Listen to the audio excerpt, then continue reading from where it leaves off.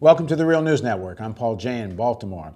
In state legislatures across the country, very similar pieces of legislation are appearing. Pieces of legislation that will limit unions' right to bargain and organize, privatization of schools at the public school level, even at the college level. And it's not just that state assembly members are having similarly good ideas, if you like those kinds of legislation.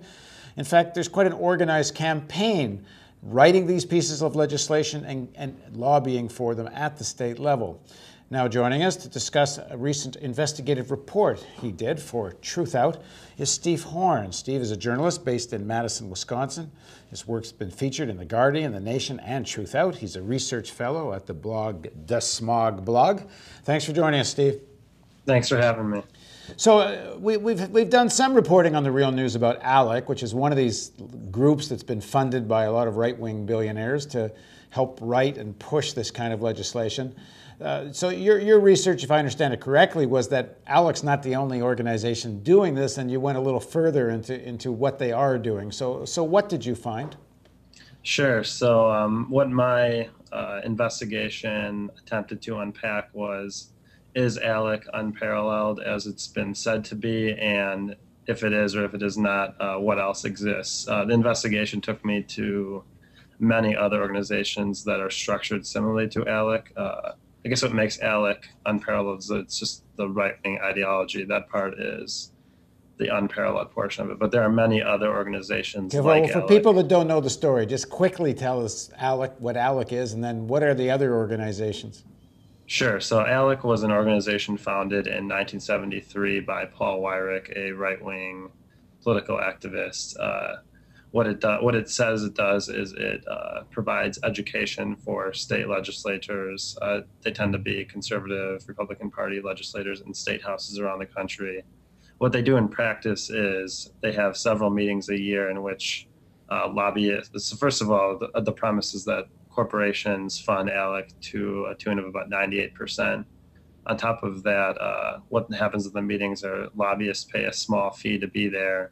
They produce what they call model bills, which are voted on in a closed-door fashion that become, quote, model bills for the state houses around the country. These bills have passed, many bills. They boast of their successfulness, and looking at the agenda, you can see their success in areas ranging from the charter school agenda, energy agenda, anti-regulation agenda and energy, higher education, you name it.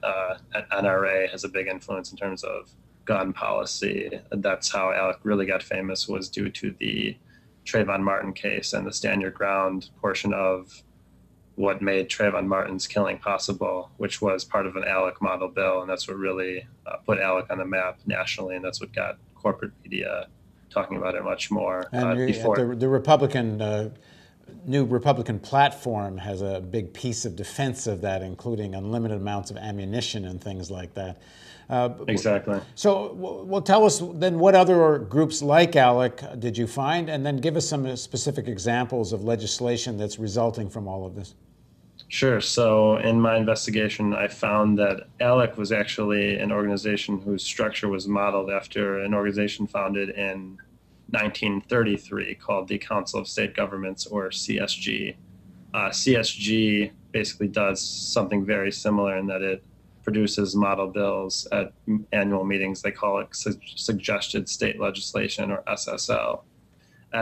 So at their every year they produce these. Unlike ALEC, they actually do make them public, so you can look at those model bills. What happened with ALEC is these bills had to be leaked by a whistleblower, and that's why this whole ALEC Exposed project kind of blew up in the past couple of years, actually since last summer. But going back to CSG, what that is it's a trade association. So like ALEC, it says it provides education to legislators and state legislatures around the country. Unlike ALEC, which I said before is 98% corporate funded, CSG is 43% corporate funded, which means it's also very heavily taxpayer subsidized. But going back to the parallels between CSG and ALEC. Just 1 second. What do you mean by taxpayer subsidized? So basically, it's in state budgets every 2 years, states set aside an appropriation for the CSG and another group that I looked into, the National Conference of State Legislatures.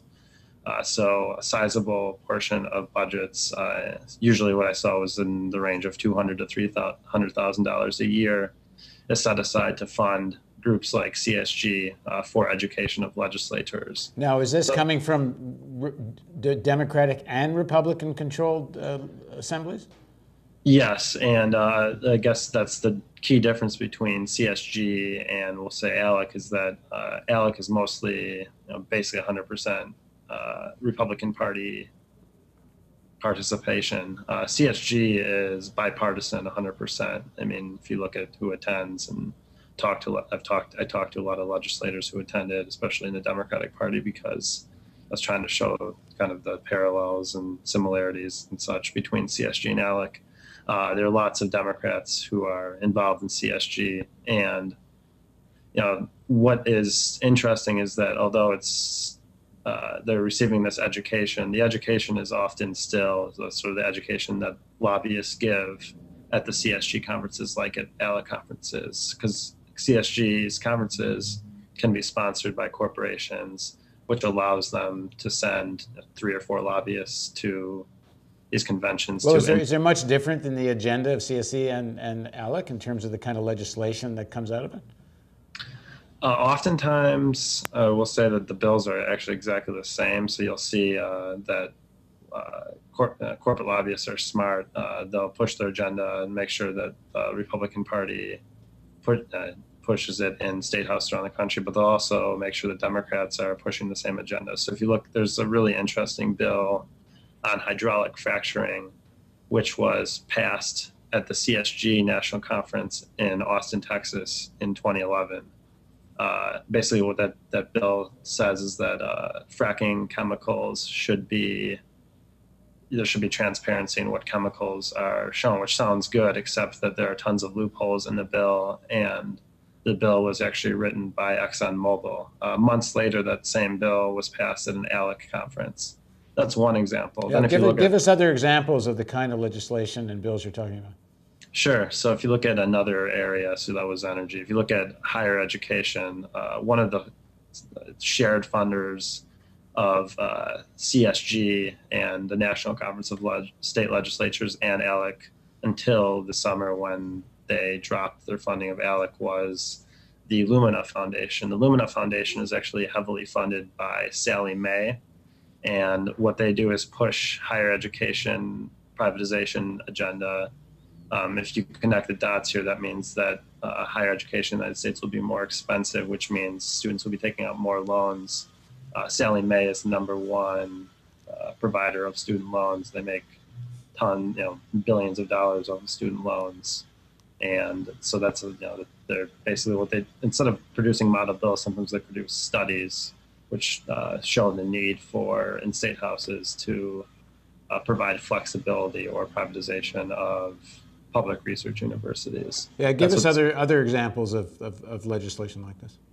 Sure. If you look at the virtual charter school agenda in CSG and in ALEC, they're identical. They both have model bills on the books to promote virtual charter schools.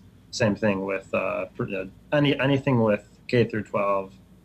They're matching bills in each one. If you look at which lobbyists were in attendance for CSG and ALEC, it's many of the same lobbyists, because Common Cause has provided sort of these lists of lobbyists. They obtained them of lobbyists who were in attendance of ALEC's meetings since 2010. Well, CSG also provides those. They didn't have to be leaked by a whistleblower. They just make it public, and you see many of the same corporations and many of the same lobbyists who are at both pushing bills in charter schools. For example, in these fracking bills. So it's far-reaching agenda. If you look at some of what I saw in your research had to do with privatization, even at the college level being promoted. I think I saw a quote was "Take the state out of state universities." What's the intent there? The intent there is, if you look at the battle, the battle that occurred at University of Wisconsin in spring of 2011 with this thing called the New Badger Partnership. What proponents of this type of legislation are saying is that states are broke and they need more. These universities need there isn't funding for the universities. There's no state funding available, so they need more flexibility from the state. They need to become sort of a charter of the state, like charter schools, in which the state provides some funding but does not directly oversee how the university functions, like the K through 12 schools functions. The point of it is that essentially, when it becomes more private, it means, first of all, higher tuition, which I talked about before, which means more student loans need to be taken out. Second of all, it's just the fact that with less public funding, it means more and more private funding goes into the university, which means more and more funding for corporate research, especially at big research universities like University of Wisconsin, where Halliburton's CEO is on the board of directors of the business school, where Halliburton has a research center in the geosciences department, where pretty much many departments of the university are producing research for multinational corporations. So it's a clever agenda, but if you really kind of pick through it, you see that it's for big business.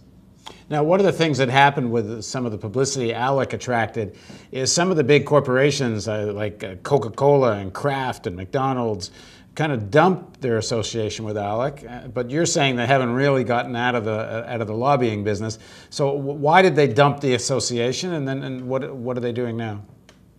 I would say that there's been a pretty aggressive campaign to push corporations to pull out of ALEC. Much of it has to do with a partisan agenda.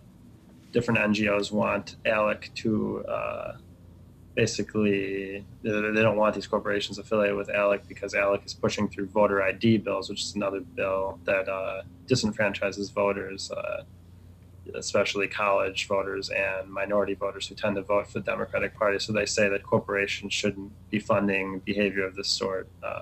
So many corporations have actually dropped ALEC because they don't see that type of legislation really benefiting their bottom line. They've said so themselves.